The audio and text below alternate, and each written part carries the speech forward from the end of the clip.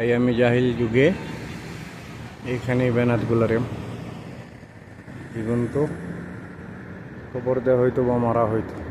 সুমাইয়া রাদিয়াল্লাহু আনহুর কবরও এখানে, তবে এখন আসেন না, জান্নাতুল বাকিত নেওয়া হয়েছে কেন পুরা জানি না। তবে এটা ওই বেনাতের এই হরম শরীফের বাবে উমরার সিধার সামনে তোসিয়া মালিক আবদুল্লাহর পাশে